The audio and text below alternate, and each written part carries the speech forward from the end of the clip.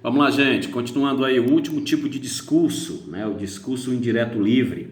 Discurso esse utilizado pelos grandes autores, né, os grandes autores da literatura, como é o caso do Machado de Assis, como é o caso da Clarice Lispector, né, os autores universais.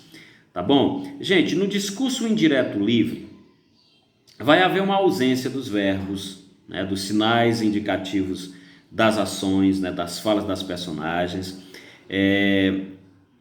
Essas não aparecem claramente, tá? E elas, vamos dizer assim, elas apresentam uma grande confusão, né? Uma grande confusão realmente para o leitor, realmente também para o próprio narrador, tá? Porque você fica na dúvida quem foi que falou, se foi o personagem, certo? Se foi, em outras palavras, o narrador, tá? Então há um estilo muito próprio, tá certo? Desse discurso indireto livre. A gente pode dizer que ele é uma fala ambígua, né? Que ele apresenta um elo psicológico que, enfim, ele não traz aqueles marcadores, ou seja, ele traz uma ausência total de marcadores. Vamos ver o que é que diz aqui a imagem, né? Para que nós possamos dar um exemplo para você. Tá aí.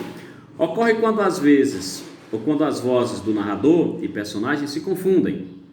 Esse recurso geralmente apresenta conflito interno, dúvidas existenciais e insegurança.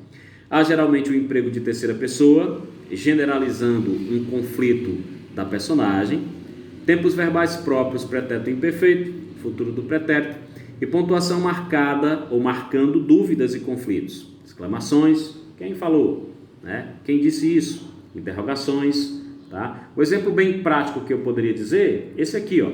O professor entrou na sala furioso com seus alunos. Ponto. Moleques. Eu não tenho uma percepção de quem está dizendo essa expressão moleques. É o narrador? É o personagem?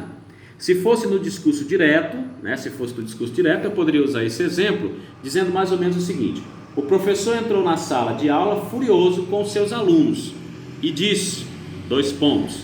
Tá aí a representação do verbo dissente, as marcações, no caso lá os dois pontos, travessão, que, aliás, seus moleques. Né? Discurso direto. Se fosse um discurso indireto, o professor entrou na sala de aula furioso, né, com seus alunos e disse que eles eram moleques, né? Verbo dissente, sintetizando a fala, né? Não dando importância à fala do narrador, mas ele próprio se apoderando da fala, portanto subordinando a fala desse personagem. Então nesse exemplo aí que eu trouxe, tá? A gente percebe com clareza a utilização do verbo, do discurso indireto livre. Eu não sei quem está falando. Né? O professor entrou na sala furioso, né, com seus alunos. Ponto. Moleques. Quem fala? É o professor? É o narrador? Né? Então tem essa fala ambígua, tá? Tem esse elo psicológico, né? A gente pode dizer que no discurso indireto livre, né, o narrador ele tem um conhecimento, né, psicológico sobre o personagem. Vamos ao último exemplo, tá? Tá aqui um exemplo do discurso indireto livre, extraído lá do livro Vidas Secas do Graciliano Ramos. Leia comigo, por favor. Fabiano orgulhava-se de ser um bicho, um cabra vivendo em terra alheia, cuidando das coisas alheias. Ele entendia-se bem com a natureza. Sua vida seca e difícil o reduzira à condição natural. Era um bicho, grunhia como um bicho, relacionava-se com a família como um bicho e era feliz assim. Recordava-se de seu antigo patrão, seu Tomás da Bolandeira. Homem culto, inteligente, só não sabia mandar. Imaginem, em vez de mandar, pedia. Era um absurdo.